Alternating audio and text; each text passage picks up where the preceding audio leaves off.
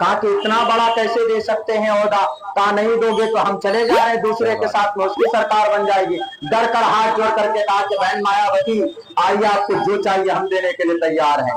तो एक एमएलए था, तब ना वो अपनी जरूरत, वो अपना डिमांड रखा आपके पास। अस्सलाम वालेकुम साथियों, ये है मौलाना अब्दुल्ला सलीम साहब, जो कि इमाम पार्टी के कद्दावर नेता है और मकबूल आलिम दीन है। खबर यह है कि ये इमाम पार्टी के सिंबल के साथ जोकीहाट विधानसभा सीट से प्रत्याशी हो सकते हैं सीमांचल के अंदर, लेकिन हो सकता है कि यहाँ पर असद की पार्टी इनको टिकट ना दे। ऐसी चर्चा चल रही, क्योंकि पिछले बार भी इनको इमाम पार्टी ने टिकट नहीं दिया था। हालांकि ये टिकट मांग रहे थे पिछले बार भी।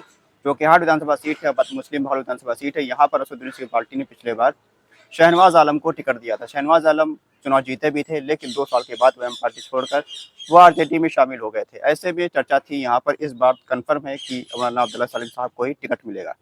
लेकिन लोगों का कहना है कि यहाँ पर मुखिया मुर्शीद आलम को भी टिकट मिल सकता है इमाम पार्टी का। मुखिया मुर्शीद आलम भी एक काफ़ी जाने माने नेता है जोकीहाट के अंदर। जोकीहाट विधानसभा सीट पर 2018 के विधानसभा उपचुनाव में जेडीयू के प्रत्याशी रह चुके हैं मुखिया मुर्शीद आलम। उनको लगभग 40,000 से ज़्यादा वोट मिला था। ऐसे में उनकी जो उम्मीदवारी है काफ़ी मजबूत है। यहाँ पर इमाम पार्टी ने उनको अररिया का जिला अध्यक्ष भी नियुक्त किया हुआ है और यहाँ पर जोकीहाट विधानसभा सीट से वो भी टिकट मांग रहे हैं। आए दिन लोगों से जनसंपर्क कर रहे हैं, लोगों से मुलाकात कर रहे हैं और असदुद्दीन की पार्टी हो सकता है इस बार उनको अपना प्रत्याशी भी बना दे। मौलाना अब्दुल्ला सलीम साहब जो पिछले बार भी टिकट मांग रहे थे, उनको नहीं मिला था, इस बार भी हो सकता है उनको टिकट ना मिले। लोगों का कहना है कि मौलाना अब्दुल्ला सलीम साहब को टिकट देना चाहिए। मेजॉरिटी जो लोग हैं इमाम पार्टी के समर्थक है, उनका कहना है कि मौलाना अब्दुल्ला सलीम साहब को ही इमाम पार्टी का प्रत्याशी बनाना चाहिए, क्योंकि किसी पर भरोसा नहीं है। कोई भी इमाम पार्टी सिंबल में चुनाव लड़कर जीत कर और कभी भी पाला बदल सकता है। ऐसे में वफादार जो लोग हैं मजलिस के, उनको ही टिकट देना चाहिए। मौलाना अब्दुल्ला सलीम साहब का एक बयान वायरल हो रहा है, इस बयान को पहले हम सुनते हैं, उन्होंने क्या कहा है। चुनकर बिहार सरकार में विधानसभा में पहुंचेंगे। मुझे कभी उम्मीद है 16 राज्यसभा की सीट है बिहार के अंदर। अगर आप 2 पर भी कब्जा कर लेते हैं, 3 पर कब्जा कर लेते हैं, 4 पर कब्जा कर लेते हैं, तो आपके खिलाफ जो पार्टियां, आपके खिलाफ जो सरकार तहरीक और जो हैं, आप उस सदन के अंदर खड़े होकर अपनी आवाज बुलंद कर सकते हो। ये जब होगा जब नुमाइंदगी आपके हाथ में होगी, तो आप ये आवाज बुलंद कर सकते हैं। आप किन पर एतमाद करते हैं? कांग्रेस पे। आप किन पर एतमाद, आप किन पर विश्वास करते हैं? जदयू पे। आप किन पर विश्वास करते हैं? का शोषण किया है, इन्होंने आपके कमर को तोड़ा। आपको याद होना चाहिए, जब तलाक का बिल लाया गया तो उस वक्त राज्यसभा के अंदर बड़ी तादाद कांग्रेस पार्टी की थी।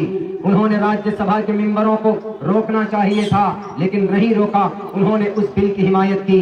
जब CAA पास किया गया, जब ये बिल आया और ये जब एक्ट तो ये बना, मौलाना अब्दुल्ला सलीम साहब का जो बयान है इमाम पार्टी के समर्थन में, इमाम पार्टी के सपोर्ट में। असदुद्दीन ओवैसी ने इमाम पार्टी को सीमांचल के अंदर बढ़ाने के लिए अब्दुल ईमान साहब को बेड़ा सौंपा था।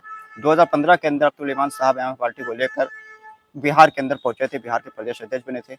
2015 में इमाम पार्टी ने 6 सीटों पर प्रत्याशी उतारे थे। हालांकि सभी सीट पर इमाम पार्टी की हार हुई थी, लेकिन अब्दुल ईमान साहब दूसरे नंबर पर रहे थे। कोचाधामा विधानसभा सीट पर 22 पर गुलाम सरवर 17,000 वोट पाए थे और किशनगंज सीट पर तसीरुद्दीन साहब भी 16-17,000 वोट पाए थे।